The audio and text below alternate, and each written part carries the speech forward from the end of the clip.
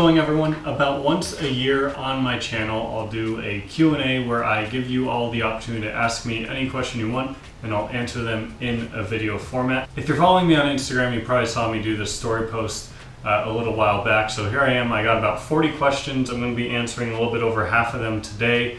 If you don't see your question, I apologize. Some of them were very similar, so I want to try to avoid repeats. But without further ado, let's go ahead and get started. As you can see, I have the 900 behind me here with the motor somewhat installed. I don't know exactly my video upload order quite yet, but this video is kind of a work in progress where I'm reinstalling the motor. So you might see this video before the Q&A, you might see it after, but as you can see, motor and transmission are like halfway in right now. So first question here, we'll just go ahead and jump right into it, is do you believe refurbishment on the T8 ECM is worth it? So this is referring to the NG93, the 2-liter turbo, the ECU that comes on those cars. Those are the T8 ECUs, which are notorious for failing.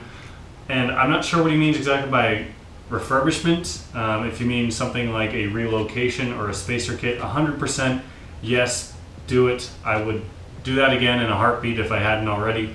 Probably one of the best mods you can do on these cars to help preserve the life of the ECU. I do know there's people out there that can refurbish them. I don't exactly know what that's like though, or how that process is, so it wouldn't hurt to, if you have a bad ECU, see how you can refurbish it. Any ideas for future projects after the 900? Do you plan to keep it or flip it? Any Audi or Volkswagen stuff? I would like to get another project after the 900. I haven't entirely decided what exactly my plan is for this car. If I want to keep it for another, couple years, really do a full, complete restoration on it, get it completely clean, or if I just want to get it back together, drive it, enjoy it, and let it have all of its little imperfections that it does have. So I still haven't figured that out yet, but I definitely will be, short term, I definitely will be keeping it. I have no intentions to sell this car anytime soon, and as you can tell, it's not even in a condition to be sold right now. So in terms of the Audi and Volkswagen stuff, unfortunately my Audi videos seem to do pretty poor on views. I love making content on this car, but it just doesn't seem to get the same amount of views. So I'll probably start doing some more videos on this thing once the 900 is back together, but we'll see. Are you going to stay stock with the new build, or are you planning on adding power? In terms of the 900, I don't really have any plans to do any performance mods to it, mainly because it's a 30-plus-year-old car. Any plans for a Classic 99 project at some point? I'd love to do that. Maybe after the 900. I've always really loved the 99s. Are some of my favorite Saabs out there, so who knows, maybe in the future if a good opportunity presents itself. When are you shipping the Aero over to Europe for a lap on the Nürburgring? I think he's referring to my Arc sitting outside. It's kind of a fake Aero, though I guess it looks like an Aero. That'd be super cool if I had unlimited money to ship my car over to the Nürburgring and do a lap on it, but obviously realistically that probably won't ever happen.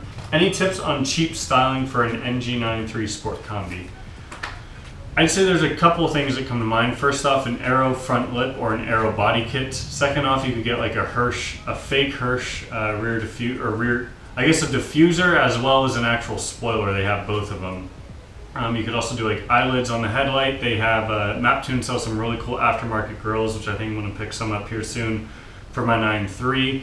Just lots of little things like that. Wheels, of course, suspension to lower it. Those are kind of your big cosmetic mods that you can do to these. Out of all the Saab models, which is your favorite and which is your least favorite? This is a really tough question. You would have asked me this 2 years ago, I would have said Turbo X is easily my favorite. Not to say that's not the case anymore, but since I picked up the 900 and as I've just kind of, been around Saabs even more and more, I think my favorite Saabs are now kind of maybe the 900 or the 99. I really like 99s. I also really like two-strokes, but at the same time I still really like the GM stuff as well. In terms of least favorite, I'm not sure I really have a least favorite. Maybe the 97X, I guess, unless it's an Aero. Maybe too personal, but are you married or do you have a girlfriend? Yes, I do have a girlfriend. She lives in San Diego, so that's why I'm always out in San Diego. What Saab can you recommend as your first car? If you're looking for a Saab as a first car, I'd probably recommend a new Gen 9.3. It's the most popular Saab by far. There's still plenty of parts availability. I'm sure there will be for a long time. Pretty easy to work on, pretty reliable when they're well taken care of. So I'd recommend an NG93. 9.5s can also be a good option as well. Will you fix the hood or find a replacement? So if you don't know, my 900 hood sitting on top of the car here has a good sized dent in the front of it.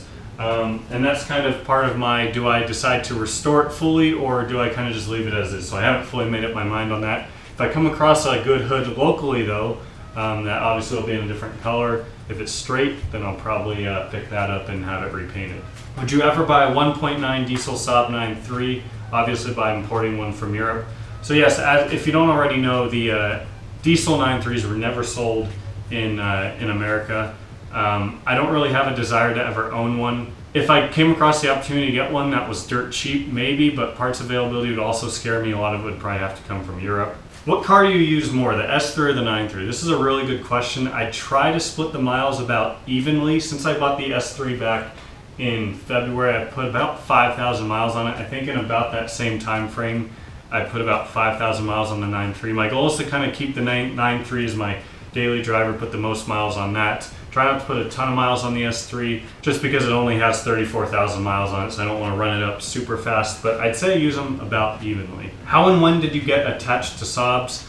My family has had Saabs since before I was born, so growing up I'd help my dad work on his new Gen 900 that he had. I learned to drive manual in his new Gen 900, and then obviously they had a 9.5 wagon that I got taken to school in every day, so that's sort of how I was introduced to them. And then when it came time when I graduated high school to buy my first car, of course the obvious choice was a 9.3, and that's my blue 9.3 that's sitting outside right now. I've had it ever since. What will your AZ license plate be for the 900? So I haven't registered the 900 yet, just because it hasn't really been driven. It hasn't really been in a condition to be registered and go through the emissions here and all that. But once it does get registered, I don't really have a great recommendation or great idea for a custom plate. I do want to get the historic plate. I'll put a picture on the screen right here. For cars 25 years and older, you can get that plate in Arizona, so I'll definitely be getting that. But in terms of a caption, if you have any suggestion, please let me know, and I'll definitely consider it. Top 5 must-do upgrades for your Saab. Need advice to prolong the life of mine. This is a really tough one. If you're talking about performance upgrades, I have a video in the top corner. I'll link talking about all about performance upgrades. If you're talking about, I guess, longevity modifications that you can do to help prolong the life of your car, I'd say, especially if it's a 2.0, you'll want to get the ECU spacer kit or relocate it.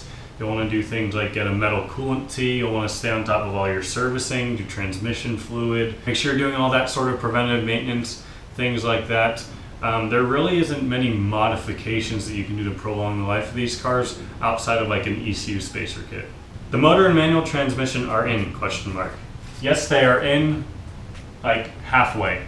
They're technically bolted to the frame of the car, but it's not all hooked up yet. Other than the manual swap, what are the long-term plans for the 900? Like I mentioned earlier, still kind of on the fence about that, whether I keep it kind of not being a perfect car or if I go all out and restore it as much as I can. Future mods for the S3. This is another thing I've been on the fence about. The S3 is obviously the quickest car I own already, so when I drive it, you know, and I get on it, it still feels very quick to me. And it is a quick car from factory, of course, as well. 0 to 60 in like 4.5 seconds.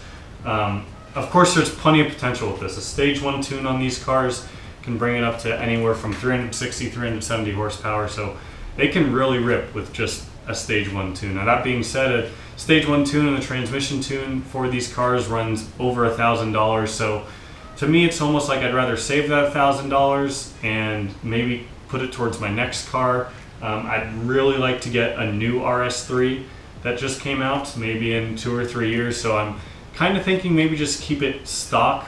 Maybe if I get too bored of the power, I'll throw a stage 1 tune on it. It needs some window tint as well. But besides the PPF that's already done, there's not a whole lot that I really have planned. I mean, but we'll see though. Maybe an intake as well, because these sound really good with intakes on them. Do you think the 9.3 Aeros will become valuable due to low production numbers on the V6?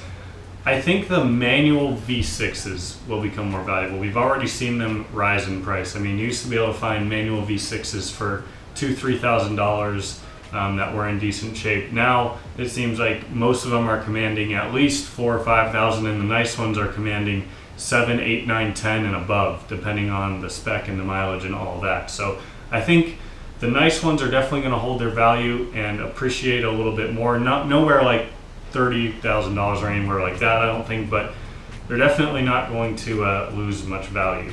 Got any plans for another Saab like a manual 9.5 or Vigan? Like I mentioned, Vigan 9.5 would also be another cool project I'd consider in the future.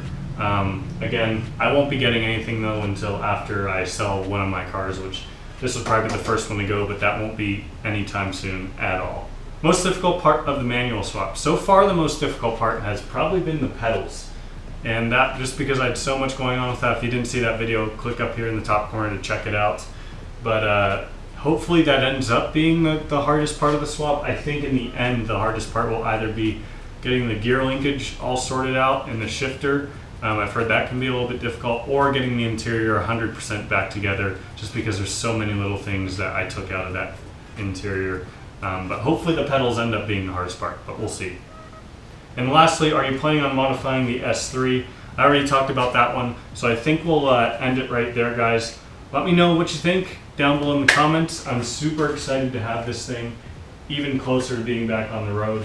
You guys will see more content on this very soon. If you do have any suggestions for a license plate for this car when it is finally registered, please drop those down below in the comments. Check out my Patreon if you haven't already for some additional content outside of what I post on here and on my Instagram. And that's all for today, guys. Thank you all so much for watching. See you next time.